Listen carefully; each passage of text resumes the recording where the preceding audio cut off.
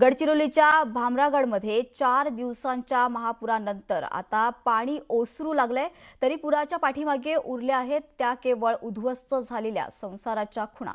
3 नद्यांच्या पुराच्या तडाखा बसलेल्या या भागात वीज आणि संपर्क यंत्रणा ठप्प झाली होती। आता प्रशासनाकडून पंचनामे सुरू करण्यात आले। बाधितांना तातडीने मदत देण्याची मागणी करण्यात आली आहे। याचाच आढावा घेतला आमचे प्रतिनिधी महेश तिवारी यांनी। पाहूयात। गेल्या 4 दिवसापासून गडचिरोली जिल्ह्यातल्या भामरागड तालुक्याला अतिवृष्टी पूर पावसाचा फटका बसलेला आहे। छत्तीसगडमध्ये पडलेला पाऊस यामुळे इंद्रावती नदीला आलेला पूर, त्या दबावातून पामुलगोटम पर्लकोटा या नद्यांनाही पूर आला।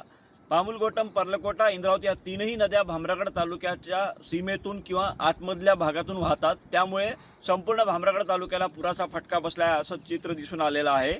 भामरागडला जगाशी जोडणारा पर्लकोटा नदीवरील मोठा पूल पर्लकोटा नदीच्या पुरामुळे पाण्याखाली गेला, त्यामुळे 100 गावांसह भामरागड तालुक्याचा संपर्क तुटला होता। महत्त्वाचं म्हणजे आता भामरागडचा पूर ओसरला असला तरी जे व्हिडिओ आपल्याला हाती आलेले आहेत, ड्रोनचे व्हिडिओ, कारण 4 दिवस भामरागडमध्ये मोबाईल सेवा, इंटरनेट सेवा बंद होती, संपर्क तुटलेला असल्यामुळे नेमकं तिथं काय घडत आहे कळायला मार्ग नव्हतं। गडचिरोलीचे जिल्हाधिकारी अविशात पांडा हे तेथील तहसीलदार किशोर बागडे यांच्यासोबत सॅटेलाइट फोनवरून संपर्कात होते, त्यामुळे 4 दिवसात भामरागडमध्ये जी परिस्थिती होती ती आपल्याला उपलब्ध झालेल्या जे व्हिडिओ आहेत, ड्रोन व्हिडिओ, त्यामधून दिसून पडते कशा पद्धतीने भामरागड शहर जलमय झालेलं होतं। 300 पेक्षा जास्त घरांमध्ये भामरागडमध्ये पाणी गेलं होतं। 700 पेक्षा जास्त नागरिकांना जिल्हा प्रशासनाने सुरक्षित स्थळी हलवलेलं आहे।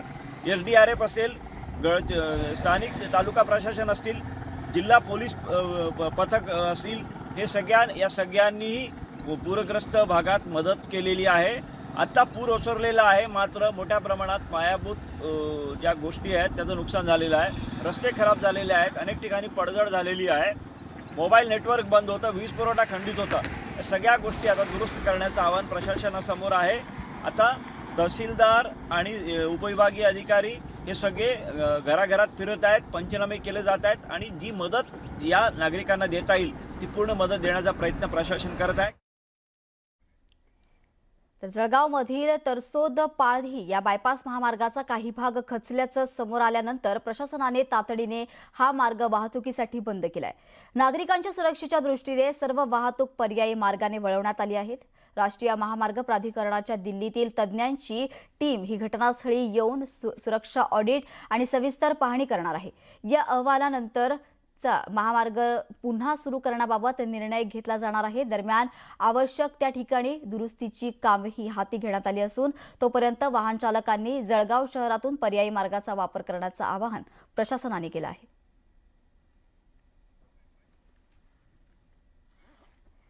तर गुजरातमध्ये मुसळधार पावसानं थैमान घातले। गुजरातमध्ये सतत पडणाऱ्या पावसामुळे अनेक भागात पूर आला आहे।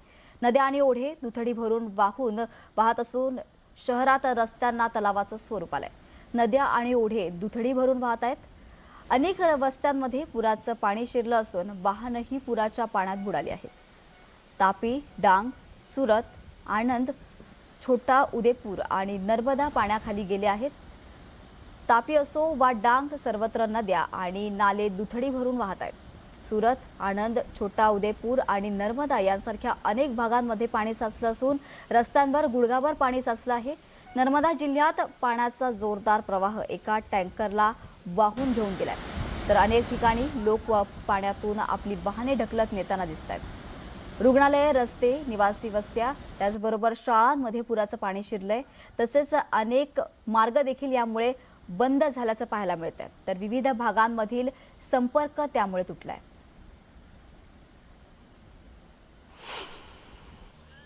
दरम्यान काही तासांच्या पावसामुळे गुजरातच्या बडोदा शहरातील रस्ते पाण्याखाली गेलेत। रस्त्यावर साचलेल्या पाण्यामुळे वाहतुकीचा खोळंबा झालाय। अनेक वाहने बंद पडली आहेत, काही लोक हे पाण्यात अडकून पडलेत, तर परिसरातील एका रुग्णालयाभोवती पाणी साचल्यामुळे वाहनांनाही अडचणींचा सामना करावा लागलाय। सतत पडणाऱ्या पावसामुळे अनेक गावांचा संपर्क तुटलाय।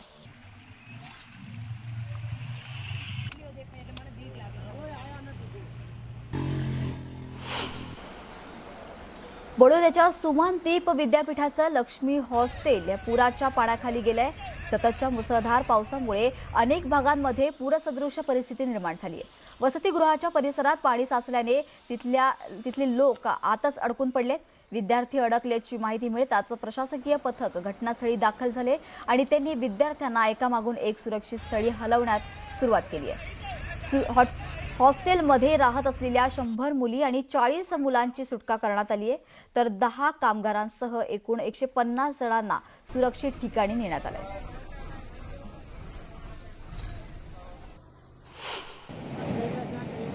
तर गुजरातच्या डांग जिल्ह्यात सतत पडणाऱ्या पावसामुळे नागरिकांचे हाल बेहाल झाले आहेत. सतत पडणाऱ्या मुसळधार पावसामुळे अनेक रस्ते आणि पूल पाण्याखाली गेले असून अनेक भागांचा संपर्क पूर्णपणे तुटला आहे. डांगमधील खापरी आणि पूर्णा नदी दुथडी भरून वाहत असल्यानं परिस्थिती गंभीर बनली आहे. प्रशासनाने नागरिकांना सावधगिरी बाळगण्याचे आणि पाण्याखाली गेलेले पूल किंवा पाण्याचा जोरदार प्रवाह असलेले मार्ग ओलांडणे टाळण्याचे आवाहन केलं आहे. असं असूनही अनेक नागरिक हे जीव धोक्यात घालून नदी नाले ओलांडून प्रवास करत आहेत.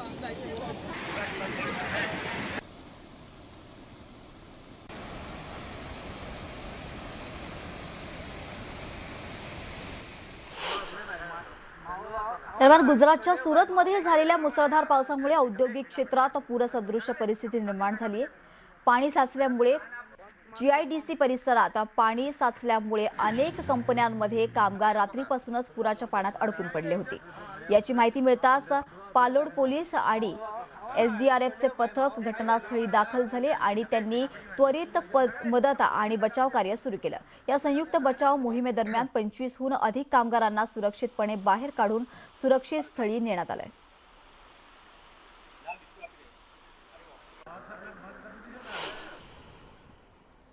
तसेच गुजरातच्या नर्मदा जिल्ह्यात मुसळधार पावसामुळे रहिवाशांच्या अडचणी वाढू लागल्या आहेत. दुथडी भरून वाहणाऱ्या नदीच्या प्रवाहाचा वेग हा प्रचंड वाढत असल्याने एक तरुण त्यात अडकला होता, मात्र एका झाडाचा आधार घेतल्यामुळे तो थोडक्यात बचावला. या घटनेची माहिती मिळताच SDRFचे पथक घटनास्थळी दाखल झाले आणि त्यांनी या तरुणाची पाण्यातून सुटका केली आहे. दरम्यान अतिवृष्टीमुळे परिसरात पूरसदृश परिस्थिती निर्माण झाली असून पुराचे पाणी नागरी वस्तींमध्ये पोहोचल्याने परिस्थिती अधिकच कठीण बनली आहे.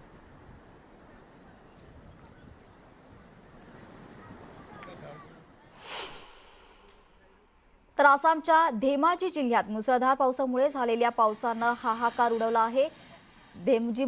मधील एक व्हिडिओ सध्या समोर आला आहे, ज्यामध्ये एक घर पत्त्यांच्या बंगल्याप्रमाणे कोसळताना दिसतंय. घर अचानक कोसळून पुराच्या पाण्यात वाहून जाताना व्हिडिओमध्ये कैद झाला आहे. या घटनेमुळे स्थानिक रहिवासी भयभीत झालेत. आसाममधील पूरस्थिती सध्या अत्यंत गंभीर आहे. अरुणाचल प्रदेशाच्या सीमेवरून वाहणारी जिया ढोल नदी धोक्याच्या पातळीवरून वाहत असून अनेक नागरिकांनी आपली घरं सोडली आहेत.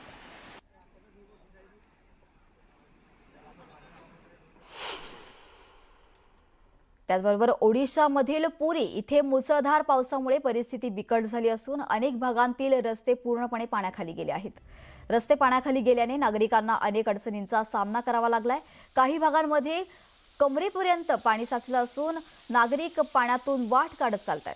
दरम्यान काही लोक स्वयंपाकाची शेगडी पेटवण्यासाठी रबरच्या ट्यूबचा वापर करून सरपण वाहून नेताना दिसतात. शिवाय पावसाच्या पाण्याने सर्व ठिकाणी पाणी साचलं आहे. लोकांना पाण्यातच राहावं लागतंय. पुरीमधील ग्रामीण आणि शहरी अशा दोन्ही भागांना पूरस्थितीचा मोठा फटका बसतोय. पुरीमधील ग्रामीण आणि शहर अशा दोन्ही भागांना सध्या या पूरस्थितीचा मोठा फटका बसत असून शहरातील अनेक भाग जलमय झालेत. रस्ते तलावांसारखे दिसत असून जनजीवन पूर्णपणे विस्कळीत झाले. प्रशासन मदत आणि बचाव कार्यात गुंतले आहेत.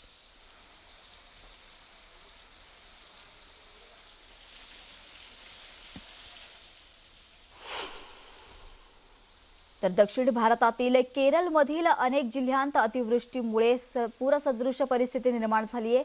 काही ठिकाणी रस्ते पाण्याखाली गेले आहेत, तर काही ठिकाणी घरांमध्ये पाणी शिरल्याने रहिवाशांना घरातच अडकून राहावं लागलंय. दरम्यान प्रशासनाकडून बोटींच्या सहाय्याने मदत कार्य सुरू आहे. तसेच मुसळधार पावसामुळे केरळमधील इडुक्की या जिल्ह्यातील धरणातून पाण्याचा विसर्ग करण्यात आलेला आहे. तर खबरदारीचा उपाय म्हणून प्रशासनाने नागरिकांना सतर्कतेचा इशारा दिला आहे. साताऱ्यातून सातारा जिल्ह्यात पावसाने दमदार हजेरी लावली आहे। त्यामुळे कोयना धरणातील पाणी साठ्यात वाढ झाली आहे। कोयना धरणातून 33,000 क्युसेक पाण्याचा विसर्ग करण्यात आलाय। तर पाण्याचा विसर्ग केल्यानं नदीकाठच्या शेतात पाणी शिरलंय। यामुळे पिकांचं मोठं नुकसान झालंय। याचा आढावा घेतला आमचे प्रतिनिधी विशाल पाटील यांनी। सातारा जिल्ह्यामध्ये गेल्या काही दिवसापासून मुसळधार पाऊस पडत आहे आणि त्यामुळे गेल्या 4 दिवसांमध्ये कोयना धरणातून मोठ्या प्रमाणावरती पाण्याचा विसर्ग सुरू आहे।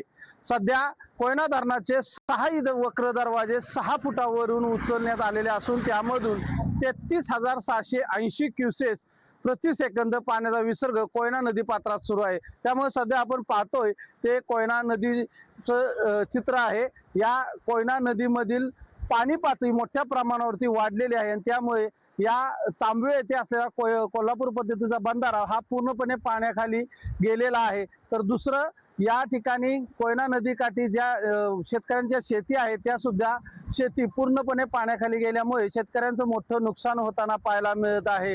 एकंदरीत सातारा जिल्ह्यात जो गेल्या काही दिवसापासून मुसळधार पाऊस पडत आहे तो पाऊस आता कालपासून थांबलेला असला तरी ज्या पद्धतीने कोयना धरणातून मोठ्या प्रमाणात पाण्याचा विसर्ग सुरू आहे त्यामुळे पाणी पातळी अद्यापही कमी झालेली नाही।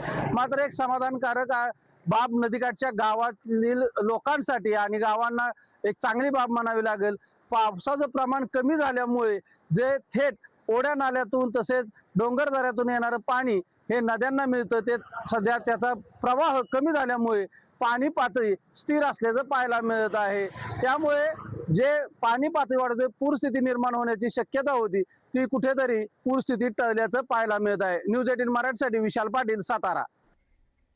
पाहुयात पुढची बातमी। बोरी नदीच्या पुरात नागरिक अडकलेले, नागरिकांच्या रेस्क्यूचा व्हिडिओ सध्या जळगावच्या अमळनेरमध्ये समोर आलेला आहे। बोरी नदीच्या पुरात अडकलेल्या नागरिकांचं रेस्क्यू करतानाचा व्हिडिओ सध्या समोर आलेला आहे। मुसळधार पावसामुळे अमळनेरमधील बोरी नदीला मोठा पूर आलाय। तर पुराचं पाणी नदीकाठच्या गावांमध्ये शिरलंय। यामुळे अनेक नागरिक अडकले होते। यावेळी 2 टोकांना साड्या बांधून नागरिकांची सुटका करण्यात आलेली आहे। नागरिकांचं रेस्क्यू करतानाचा व्हिडिओ समोर आलाय।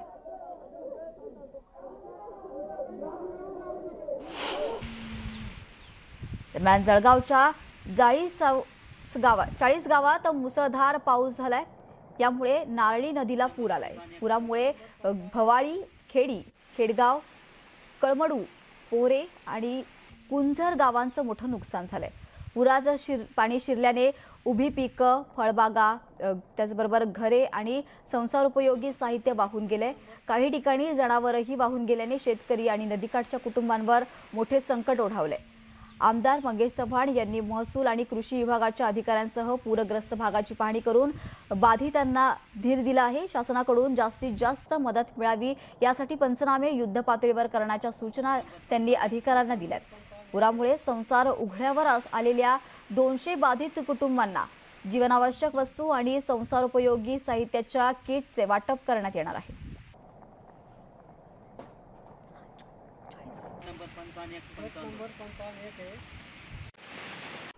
यानंतर पाहूयात एक खास रिपोर्ट। अकोला जिल्ह्यातील शेतकरी संकटात सापडला आहे। सोयाबीन उगवलं नाही त्यामुळे मोठं नुकसान झालंय। सोयाबीन उगवलं नसल्याच्या 10,000 तक्रारी शेतकऱ्यांनी केल्यात। त्यातच दुबार पेरणीची वेळ निघून गेल्यानं शेतात आता फक्त मातीच दिसते।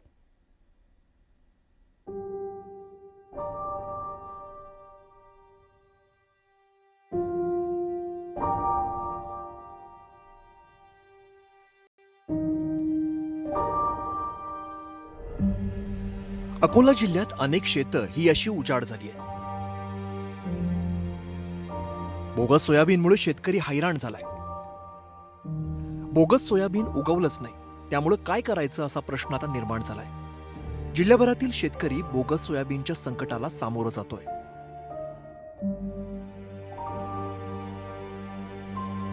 कृषी विभागाला 10,035 तक्रारी प्राप्त झाल्या। 36,000 एकरवरती सोयाबीन उगवलेलं नाहीये। 15 दिवसांपेक्षा जास्त कालावधी उलटल्यानंतर सुद्धा 7,000 तक्रारींचे पंचनामे झाले। परिणामी नुकसान भरपाई मिळायला उशीर होण्याची शक्यता निर्माण झाली आहे। आता आम्ही वर्षाची आर्थिक वर्ष आता कसं निभू हे आमच्या पुढे गंभीर प्रश्न निर्माण झालेला आहे। तरी आम्ही सरकारला मागणी करत आहोत की लवकरात लवकर आम्हाला आर्थिक मदत देण्यात यावी व आमचे आता पुढचे नियोजन म्हणजे आता खरीप तर निघून गेलेलं आहे, पण रब्बीसाठी आम्हाला काही ना काही नियोजन करता येईल, त्यानुसार आम्हाला काही ना काही मदत मिळण्यात यावी. नाहीतर आम्ही आमच्या सहपरिवार मुलाबाळासह इतर शेतामध्ये आम्ही आमरण उपोषण सुरू करू. लवकरात लवकर आम्हाला मदत मिळाली नाही तर. स्पॉट इन्शुरन्स आता इथं टकटक दिसून आलं ना किंवा शेतकऱ्याने वावरच काय टाकून दिले. कोणता शेतकरी त्याचं शेत कोरं ठेवत नाही, काहून की त्याच्या खरीपाच्या वर्षावर त्याची पूर्ण भिस्त असते. पहिलेच तर अल निनोमुळे 1 महिना हंगाम पुढे गेला. 1 महिना गेल्यावर आता कसंही पेरण्याचा आम्हाला तर तिथं निकृष्ट दर्जाच्या बियाण्याने त्या शेतकऱ्याचा धिंगाणा करून टाकला. म्हणून आमची गव्हर्नमेंटला अशी म्हणणे आहे की ज्या कंपन्यांनी ज्या 14 कंपन्यांवर तुम्ही आता FIR दर्ज केले आहेत, या कंपन्यांचे बियाणे या अकोला जिल्ह्यात किंवा मुर्तेड तालुक्याच्या कोणत्याही दुकानात विक्रीत जर आले तर याला सर्वस्वी जबाबदारी सरकारची राहील. या सोयाबीन बियाणे न उगवण्याच्या संदर्भात आपण एकूण 12 कंपन्यांवर 14 ठिकाणी FIR पोलीस गुन्हे दाखल केलेले आहेत. त्याचप्रमाणे बियाण्याच्या बाबतीत आतापर्यंत 457 दुकानांची आपण तपासणी केलेली आहे. कंपन्यांनी शेतकऱ्यांना नुकसान भरपाई नाही दिली तर आगामी हिवाळी अधिवेशनात दोषी कंपन्या ब्लॉकलिस्ट करण्यासाठी पावलं उचलली जातील असा इशारा आमदार हरीश पिंपळे यांनी दिलाय.